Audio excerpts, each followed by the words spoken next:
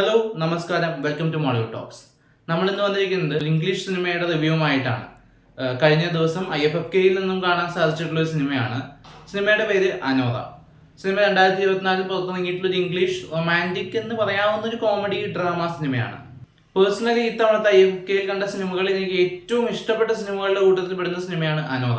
കഥയിലേക്ക് വരികയാണെങ്കിൽ sex worker ആയിട്ടുള്ള ഒരു ക്യാരക്ടർ, ഒരു പെൺകുട്ടിയെ ഒരു വളരെ പണക്കാരനായിട്ടുള്ള ഒരു യുവാവ് വിവാഹം കഴിക്കാൻ ആഗ്രഹിക്കുകയും അവർ തമ്മിൽ വിവാഹം കഴിക്കുകയും ചെയ്യുകയും, എന്നാൽ അതിനുശേഷം ഇവരുടെ ലൈഫിൽ ഉണ്ടാവുന്ന കുറച്ച് കാര്യങ്ങളൊക്കെയാണ് കഥ പറയുന്നത്.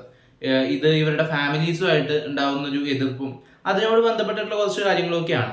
ഫെസ്റ്റിവലിൽ സിനിമ കാണാൻ പോകുമ്പോൾ ഞാൻ തീർച്ചയായിട്ടും പ്രതീക്ഷിച്ചത് വളരെ സീരിയസ് ആയിട്ടുള്ളൊരു കഥയാണെങ്കിൽ ഈ സിനിമയിലേക്ക് എത്തുമ്പോൾ വളരെ സർപ്രൈസിങ് ആയിട്ട് ഭയങ്കര ഫണ്ണി ആയിട്ടുള്ള ഒരുപാട് മൊമെന്റ്സ് ഉള്ള പക്ക എൻഗേജിങ് ആയിട്ടുള്ള ഒരു കോമഡി സിനിമയായിട്ടാണ്. ആ കോമഡിയിലൂടെ അവർ പറഞ്ഞു വെക്കുന്ന പൊളിറ്റിക്സും സോഷ്യൽ വിഷയങ്ങളും വളരെയധികം കൊതിക്കൊള്ളുന്നതുമാണ്.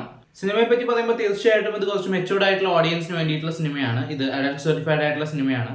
കഥയുമായി ബന്ധപ്പെട്ട കാര്യങ്ങൾക്കനുസരിച്ച് അത്തരത്തിലുള്ള രംഗങ്ങൾ ഈ സിനിമയുടെ ആദ്യ കുറച്ചു നേരം ഒരുപാട് വരുന്നുണ്ട്. എന്നാൽ അവിടെ നിന്ന് അങ്ങോട്ട് പ്രധാന കഥയിലേക്ക് കടക്കുമ്പോൾ, അല്ലെങ്കിൽ ഈ കഥയിലെ കോൺഫ്ലിക്റ്റിലേക്ക് കടക്കുമ്പോൾ അത് ഭയങ്കര എൻഗേജിങ് ആയിട്ടുള്ള എല്ലാവർക്കും ഇഷ്ടപ്പെടുന്ന ഒരു സിനിമയായിട്ട് മാറുന്നുണ്ട്. അതിൽ തന്നെ ഏറ്റവും ഗംഭീരമായിട്ട് എടുത്തു പറയേണ്ടത് അഭിനേതാക്കളുടെ പെർഫോമൻസ് ആണ്. കോമഡി ടൈമിംഗ് എന്ന് പറഞ്ഞിട്ടുള്ള കാര്യം തീർച്ചയായിട്ടും ഇമ്പോർട്ടന്റ് ആയിട്ടുള്ള കാര്യമാണ്. കോമഡി എന്ന് പറയുന്ന സംഭവം ചെയ്ത് ഫലിപ്പിക്കുക എന്നുള്ളത് ഒട്ടും എളുപ്പമുള്ള കാര്യമില്ല, നമുക്ക് എല്ലാവർക്കും അറിയാം. ഇതിലെ ആദ്യ ഒരു മണിക്കൂറിന് ശേഷം ഒരു 3 ക്യാരക്ടേഴ്സ് കഥയിലേക്ക് കടന്നു വരികയും അവരും നായികയും നായകനും ഇവരൊക്കെ കൂടിയിട്ടുള്ള ഈ ഒരു 4-5 ക്യാരക്ടേഴ്സ് കൂടിയിട്ട് ഏകദേശം പിന്നീട് സിനിമയുടെ ഏകദേശം അവസാനം വരെ നിർത്താതെ ക്രിയേറ്റ് ചെയ്യുന്ന ഒരു ഹ്യൂമർ സിറ്റുവേഷൻ, അതിൽ തന്നെ ഇവരുടെ വീടിന്റെ അകത്ത് വെച്ചിട്ടുള്ള ഒരു 1/4 മണിക്കൂർ വരുന്ന സീക്വൻസുകൾ ഉണ്ട്. അതൊക്കെ അത് ഹിലേരിയസ് ആയിരുന്നു. തിയേറ്റർ അല്ലെങ്കിൽ ആ ഒരു വലിയ ഓഡിറ്റോറിയത്തിലുള്ള മുഴുവൻ ഓഡിയൻസും ആർത്ത് ചിരിക്കുന്ന കുറെ മൊമെന്റുകൾ സമ്മാനിക്കാനായിട്ട് അനോറ എന്ന് പറഞ്ഞിട്ടുള്ള സിനിമയ്ക്ക് സാധിച്ചിട്ടുണ്ട്. എന്നാൽ അതിൽ തന്നെയും ഇവര് വളരെ സബ്റ്റിലായിട്ട് പറഞ്ഞു പോകുന്ന കുറെ കാര്യങ്ങൾ, പ്രത്യേകിച്ച് അവസാനത്തോട് അടുക്കുമ്പോൾ അതിലെ ഇമോഷൻസ് അവർ കൺവേ ചെയ്യുന്നത് അതും വളരെ ഡീപ്പായിട്ട് കൺവേ ചെയ്തിട്ടുണ്ട്. നായികയുടെ പെർഫോമൻസ് ആണ് എക്സലന്റ് ആയിട്ട് തോന്നിയിട്ടുള്ളത്.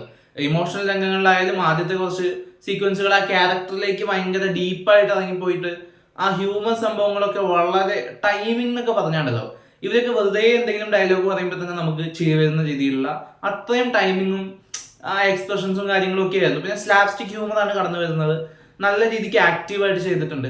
അതുപോലെ തന്നെ എല്ലാ അഭിനേതാക്കളെയും എടുത്തു പറയണം. കാരണം ഇതില് നായകനായിട്ട് എത്തിയിട്ടുള്ള, നായകൻ എന്ന് പറയാമോ എന്ന് സാധിക്കില്ല, എന്നാലും അങ്ങനെ ഒരു ക്യാരക്ടറായിട്ട് എത്തിയിട്ടുള്ള ആ ഒരു പയ്യനും 2 ഗുണ്ടകളായിട്ട് വന്നിട്ടുള്ള ക്യാരക്ടേഴ്സും ഒരു ഗോഡ് ഫാദർ ആയിട്ടുള്ള ഒരാളുണ്ട്, ഈ പുള്ളിയൊക്കെ.